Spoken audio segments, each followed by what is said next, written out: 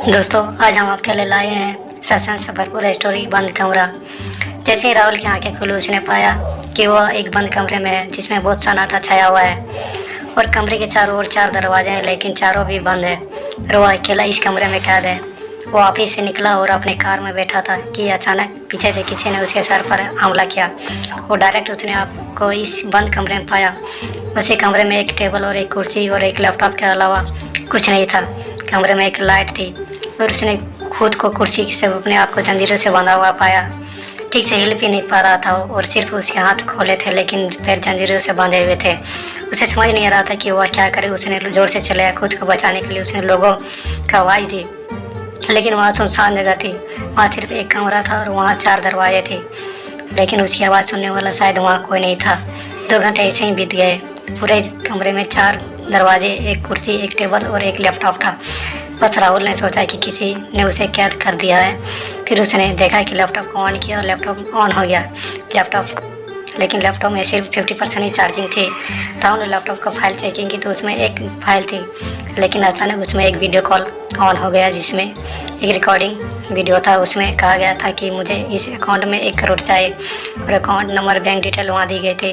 राहुल के पास तो 1 करोड़ रुपए नहीं थे। उसने उस नंबर पर कांटेक्ट करने की कोशिश की, लेकिन वह कांटेक्ट नहीं हुआ। उसने ऑफिस से वापस उस वीडियो कॉल किया और कहा कि मेरे पास 1 करोड़ रुपए नहीं है। उसे एक और वीडियो कॉल आया जिसमें मुझे कहा गया कि अगर तुम मुझे इस अकाउंट में 1 करोड़ रुपए ट्रांसफ़र नहीं करोगे तो मैं तुम्हें इस कमरे में सर छाड़ने छोड़ दूंगा। बगैर खाना पानी के तुम कुछ ही दिन मर जाओगे। यह सुनकर राहुल बहुत डर गया। उसने लैपटॉप पर अपना बैंक बैलेंस चेक किया तो उसके पास पाया कि उसके अकाउंट में सिर्फ 25,000 रुपये ही थे, लेकिन उस आदमी को उसे 1 करोड़ रुपये देने थे। अब राहुल को समझ आ गया था कि वह बहुत ही बड़ी मुसीबत में फंस गया है। अब उसे दोबारा उस वीडियो कॉल आया और उसे कहा गया कि अगर तुम मुझे 1 करोड़ रुपये नहीं दिए तो तुम मर जाओगे। तभी उसे कहा जाता है कि पीछे मुड़ कर देखो। तो जैसे ही पीछे मुड़ कर देखता है तो उसे पीछे एक आदमी की लाश पड़ी होती है और उसे कहा जाता है कि इसने भी मुझे पैसे नहीं दिए थे, इसलिए मैंने इसे मार दिया।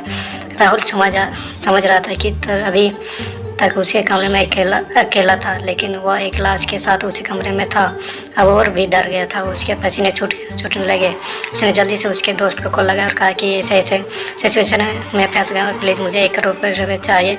उसके दोस्त ने कहा कि मेरे पास पैसा नहीं है, लेकिन उसके दोस्त ने कहा कि मेरे अंकल पुलिस में है, तुम उससे कांटेक्ट कर सकते हो। राहुल ने उसके दोस्त के अंकल जो पुलिस में थे उसने कांटेक्ट किया।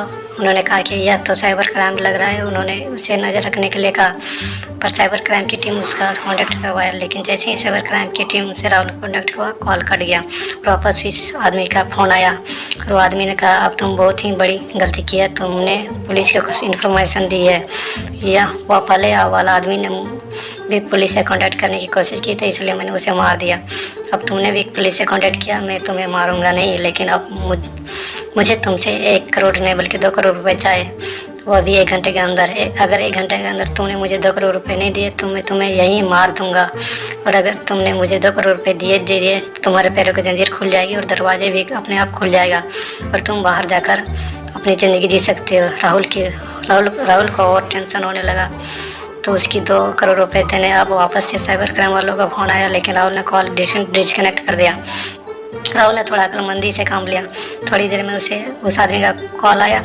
उस आदमी ने कहा कि तुम्हारे पास 2 रास्ते हैं, मैं तुम्हें 10 लोगों का बैंक अकाउंट डिटेल देता हूँ, तुम उनसे हैक करके उन सभी के अकाउंट में से 20 लाख रुपए मेरे अकाउंट में डालो, जिससे कि 2 करोड़ रुपए पूरे हो जाएंगे। यह दूसरा तरीका है, या फिर तुम अपने अकाउंट से मेरे अकाउंट में 2 करोड़ रुपए डालो। राहुल ने कहा, ये मैं दूसरे के अकाउंट से पैसे कैसे निकल सकता है, यह तो इलीगल है। उस आदमी ने कहा कि मुझे पता है कि तुम यह कर सकते हो, क्योंकि तुम जहाँ काम करते हो वहाँ पर तुम्हें यह सिखाया जाता है कि कैसे लोगों के अकाउंट से पैसे निकाले जा सकते हैं।